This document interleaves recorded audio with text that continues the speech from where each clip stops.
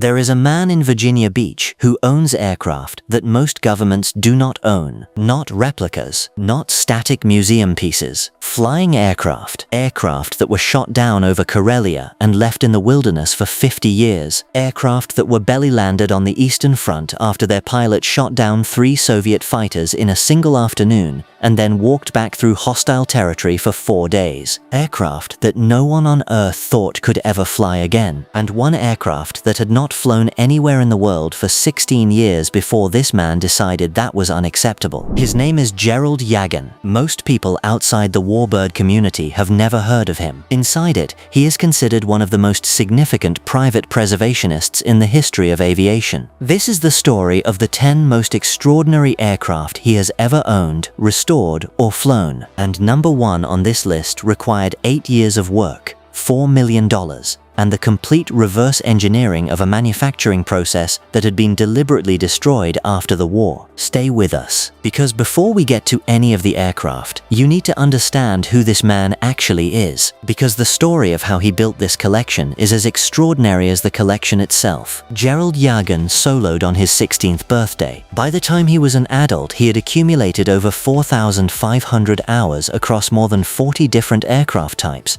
holding commercial, single-engine, multi-engine, and instrument ratings, and competing in aerobatic competitions and air racing in both Formula 5 and Formula 1 classes. He was not wealthy yet. That came later. He founded Employment Services Inc. in Norfolk, Virginia, in the 1970s. He established the Electronics Institute of Technology in 1982, and then he purchased a small aviation maintenance school from a company called Dalfort, rebranded it, expanded it aggressively, acquired additional schools in Philadelphia and Atlanta, and built it into the Aviation Institute of Maintenance, today the largest chain of FAA-certified aviation maintenance schools in the United States. The AIM system exists because Yagen understood aviation education, and AIM is the reason this collection exists, because it gave him both the financial resources and the technical workforce to restore aircraft that no one else on Earth could restore. In 1993, attending a convention for Piper Aerostar owners at the Canadian Warplane Heritage Museum in Ontario, surrounded by restored wartime aircraft and big band music, Yagen had an idea. He would buy one historic aircraft to promote his schools at air shows. He was thinking about a trainer, a T-6 Texan, a Boeing Stearman, something manageable. He did not buy something manageable. He bought a wrecked 1941 Curtiss P-40E Kittyhawk that had been shot down over Murmansk, Russia, while defending the region from German forces advancing through Norway. When he first saw it at a restoration shop in Georgia, it consisted of a firewall and fragments of a cockpit. He bought it anyway. That aircraft is the reason everything else on this list exists. Subscribe now and turn on notifications, because this is the kind of aviation history that most channels will never cover. Let us count them down. At number 10, the aircraft that started everything. The Curtiss P-40E Kittyhawk. Before Yagen could fly his wrecked P-40E, he had to learn how to fly aircraft like it. The P-40 is a heavy, powerful, tail-wheel fighter with an Allison V12 engine producing over 1,000 horsepower, a long nose with almost no forward visibility during ground operations, and a narrow landing gear track that makes ground loops an ever-present threat. He did what wartime aviation cadets did. He started in a Boeing Stearman biplane to master basic tailwheel dynamics, then graduated to a North American SNJ to experience higher horsepower, retractable gear, and higher wing loading. Then he got in the P-40. He flew it. He kept flying it. The aircraft he had bought as a collection of fragments from a Russian crash site eventually flew again over Virginia Beach. It is still flying today. And that first restoration, the one where Yagen looked at a firewall and some cockpit fragments and decided, yes, this is the one, established the template for everything that followed. The Fighter Factory, his dedicated restoration and maintenance operation, grew from that single project. The global network of specialist partners that now spans New Zealand, Germany, and the American Pacific Northwest grew from that network of contacts. And the collection that occupies an authentic World War II German hangar in Virginia Beach grew from that one cracked Kittyhawk fuselage. It is not the rarest aircraft in the collection. It is the most important one. But the next aircraft on this list is famous for a completely different reason. reason. It killed its own pilots so reliably and so frequently that the entire fleet was grounded in the middle of a war. At number 9, the fighter that destroyed itself from the inside and the reason its replica lives in Yagen's collection today. The Fokker E.V, also designated the DV Theet, was one of the most aerodynamically aggressive fighters Germany fielded in the final months of World War I. A parasol monoplane, clean lines, a single rotary engine, exceptional climb rate and speed for its era, and a structural problem that killed pilots at such an alarming rate that the German Air Force grounded the entire fleet while the war was still ongoing. The wings were failing in flight. The cause turned out to be subcontractor manufacturing. Parts of the wing spar construction had been subcontracted to workshops that produced them out of sequence and at insufficient strength. When pilots pushed the aircraft into high-speed dives or aggressive maneuvers, the spars failed. Wings folded. Aircraft came apart. Men died. Yagen's collection includes a replica Fokker E.V painted in the markings of Gotthard Sachsenberg, a 31 victory World War I naval ace who went on after the war to co-found the manufacturing company that built the Cottbus Hangar, the authentic World War II German structure that now houses Yagen's Luftwaffe aircraft collection. The same man who won 31 aerial victories in the aircraft that killed its own pilots also designed the building that now houses the aircraft that tried to kill its successor generation. That connection between a World War I ace, an industrial building, and a collection of World War II German fighters is the kind of historical thread that you cannot invent. The building exists in Virginia Beach. The aircraft is in it. The history is layered on itself. But the next aircraft on this list carries a combat record that is documented to the hour and the enemy aircraft destroyed. At number 8, the Soviet fighter that changed everything and almost nothing, and the combat veteran that Yagen pulled from Finnish wilderness 50 years after it was shot down. The Polikarpov I-16 was the world's first low-wing cantilever monoplane fighter with retractable landing gear to enter widespread operational service. When it appeared in 1934, it was a genuine revolution. Every other fighter in the world was still a biplane. The I-16 was already in another category. Soviet pilots called it the Ishak, the donkey. Spanish nationalist pilots, facing it in the Civil War, called it the Rata, the rat. Both names capture something true about the aircraft. It was stubborn. It was nimble. It was dangerous to its enemies and not entirely safe for its pilots. The center of gravity was so sensitive that the aircraft demanded constant, maximum attention from the person in the cockpit. There was no room for distraction. Yagen's I-16 is serial number 2421028. It was produced at the Gorky aircraft plant in late 1939. It flew with the Soviet Air Force's 155th Fighter Squadron. In late 1941 or early 1942, it was shot down in Karelia, near the Finnish border. The wreck lay in the wilderness for half a century. It was discovered in 1991 and painstakingly restored by members of the Winged Memory of Victory project in Russia. It arrived in Virginia Beach as a genuine combat veteran, not a replica, not a reconstruction. An aircraft that had been in a war, that had been shot down, that had spent 50 years in a forest, and now flies again. Top speed 303 miles per hour. Powered by a modern copy of the original Shvetsov 9-cylinder radial. There are not many aircraft like this left anywhere in the world. There is one in Virginia Beach. But the next entry on this list belonged to a pilot who did not go down with his aircraft. He went down, got up, and walked back. At number 7, the Messerschmitt Bf 109 G4, with a documented combat history and a pilot who survived 4 days behind Soviet lines. Over 33,900 Bf 109 fighters were manufactured between 1935 and 1945, more than any other fighter in history. And yet genuine, original German-built examples that are still airworthy can be counted on the fingers of one hand. Most of the airworthy 109s in the world are actually post-war Spanish aircraft, Hispano HA-1112 Buchons, built in the 1950s with Rolls-Royce Merlin engines instead of the original Daimler-Benz power plant. They look similar from a distance. They are fundamentally different aircraft. Yagen's 109 work number 19257, is the real thing, certified by the German Aviation Authority as an authentic Messerschmitt Bf 109G4. On May 5, 1943, this aircraft was flown by Feldwebel Victor Petermann of 5/JG-52 on the Eastern Front. Petermann engaged Soviet fighters. He shot down 3 aircraft in a single engagement, recording his 30th, 31st, and 32nd aerial victories. During the fight, the 109's liquid coolant system took damage. With the engine overheating and losing power, Petermann executed a high-speed belly landing. He got out. He walked back through hostile Soviet-held territory. It took him 4 days. He survived. He eventually scored 64 total victories before being captured by American forces in Czechoslovakia at the end of the war. The aircraft he belly landed in 1943 was recovered decades later. When technicians at Meyer Motors GmbH in Germany examined the remains,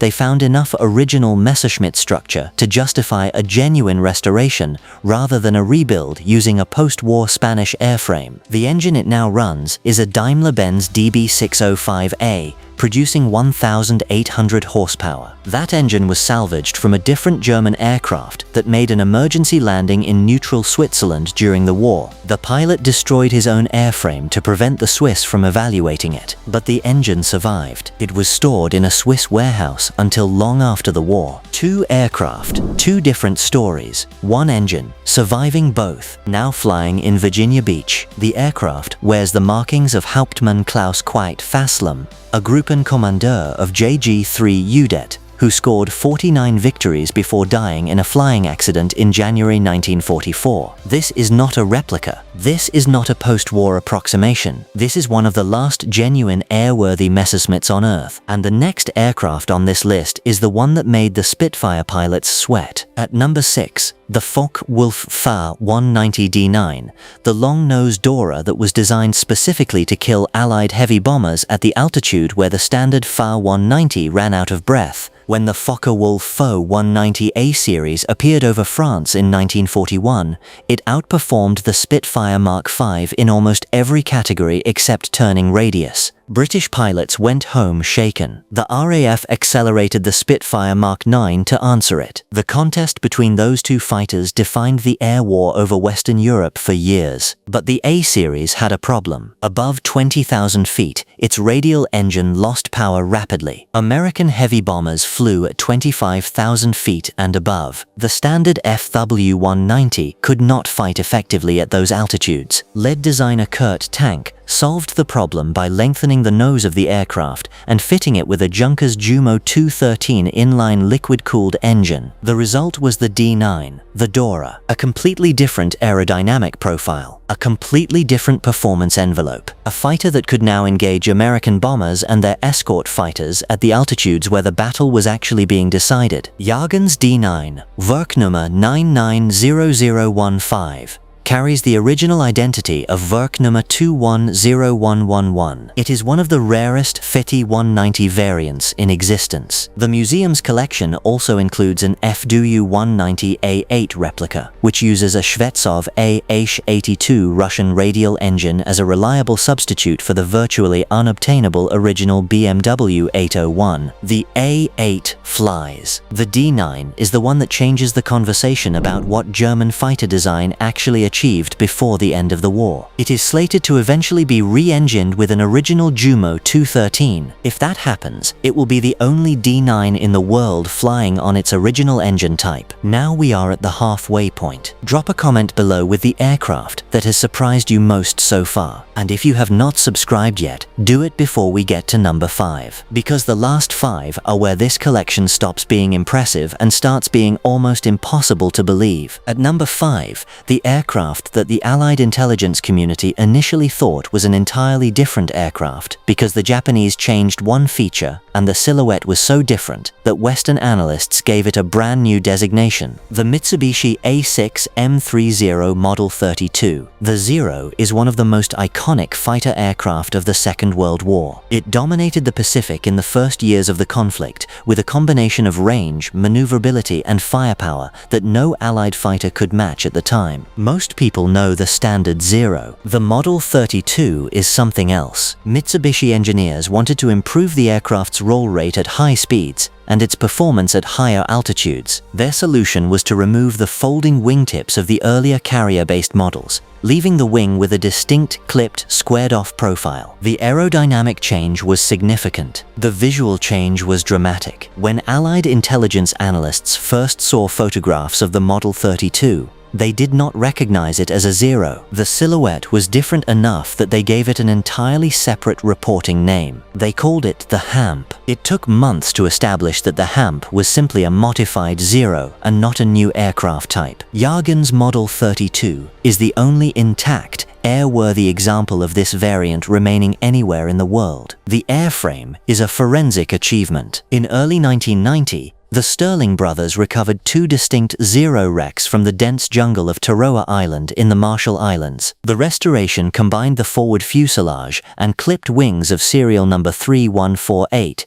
with the aft fuselage and tail section of serial number 3145. That combination of components from 2 different aircraft was not an improvisation. It was historically accurate. Merging usable components from multiple damaged aircraft into a single airworthy machine was standard Japanese field maintenance practice during the Pacific War. The restoration was conducted by legend flyers in Everett, Washington. It took decades. The aircraft successfully completed test flights in late 2024, with the museum's chief pilot Mike Spaulding at the controls, one of the most capable naval fighters of the Second World War. The only airworthy Model 32 on Earth, flying in Virginia Beach. The next aircraft on this list is the one that most people do not know flew for both sides of the Cold War before it arrived in Yagen's collection. At number 4, the most dangerous aircraft the Allies never built, now flying over Virginia Beach in a form that is visually indistinguishable from the original. The Messerschmitt Me-262 Schwalbe was the world's first operational jet-powered fighter aircraft. It changed the trajectory of aerial warfare the moment it entered service. Twin Junkers Jumo axial flow turbojets, 540 miles per hour, swept wings at a time when every other fighter in the world still had straight ones. The aircraft was so far ahead of everything else flying in 1944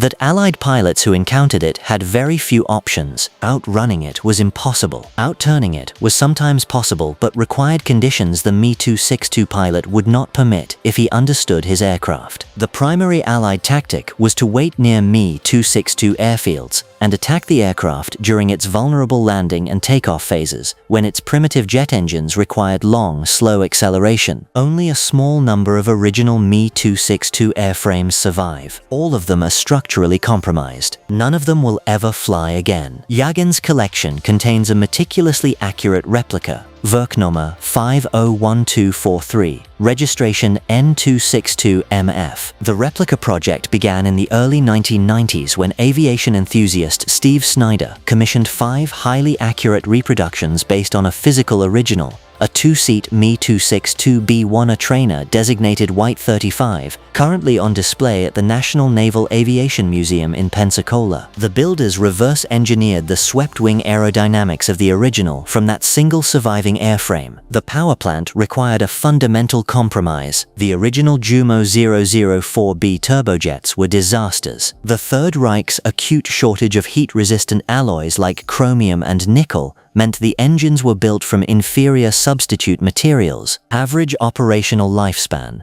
10 to 25 hours per engine. They were not reliable enough to fly safely in a restoration aircraft in the 21st century. The solution was modern General Electric CJ610 turbojet engines, derated to approximate the performance characteristics of the original, concealed inside highly detailed reproductions of the original Jumo nacelles, visually identical to the original, mechanically safe in a way the original never was. The aircraft is currently undergoing brake system upgrades and engine run trials, with the intention of demonstrating its capabilities at major aviation events. The first operational jet fighter in history, flying again. The next entry is not a fighter. It is something rarer and more consequential. At number 3, the World War I original that survived a ground assault, bombing raids, the Red Army, 50 years of communist neglect, and an Atlantic crossing to become the most extraordinary building in American aviation. This is not an aircraft, but it houses the aircraft, and without it, the story of this collection cannot be told. The Cottbus Hangar, officially designated Halle 6, was built in 1934 at Cottbus Army Airfield southeast of Berlin, concurrent with the establishment of a pilot flight school. It was manufactured by Ostdeutsche Landwerkstätten GmbH, a company whose founders included Gotthard Sachsenberg, a World War I naval flying ace with 31 aerial victories, and his colleague Eberhard Kranz. The architectural design was revolutionary for its time. Diamond network curved arches requiring no interior columns, maximum unsupported interior space, designed for rapid assembly, simple transportability, and the ability to be disassembled with no material loss. In 1941, the Fokker E.V company requisitioned it. Test flights of the Fulmu 200 Condor patrol aircraft, the Fulmu 190 fighter, and the Ta-152 interceptor were conducted from this structure. On May 29, 1944, American 8th Air Force bombers attacked Cottbus. The hangar was severely damaged. On April 23, 1945, Red Army forces seized the airfield. Small arms damage from the ground assault is still visible on the structural arches today. Beneath the chaos of the fighting, an individual performing forced labor etched an inscription into one of the steel beams. Translated from Polish, it reads, Anosia Waclaw worked here. October 14, 1944. That inscription is preserved exactly as it was carved. Yagen discovered the structure in 2000. He studied it, measured it, and in 2004 had it disassembled and shipped across the Atlantic. It was meticulously re-erected in Virginia Beach. The authentic German wartime hangar now houses the authentic German wartime aircraft. The bullet holes from the Red Army assault are still in the arches, the name of the forced laborer is still in the steel, and the aircraft that were made by the country that forced that labor are parked beneath the arches that witnessed it. That is not curation, that is historical conscience. Now we are at the top two, and these are the ones that required the most time, the most money, and the most technical innovation of anything on this list. At number 2, the aircraft so fragile that its own design philosophy destroyed it, so rare that no one had managed to make one fly for 16 years before Yagen decided that was not acceptable, and so extraordinary that bringing it back to the air sparked a global restoration renaissance. The de Havilland DH-98 Mosquito. During the Second World War, it was called the Wooden Wonder. The designation was not metaphorical. The aircraft was built primarily from wood, a fuselage of balsa wood core sandwiched between layers of birch plywood. The reason was wartime resource management. Aluminium was a strategic metal needed elsewhere. Wood was available, and in the hands of de Havilland's engineers,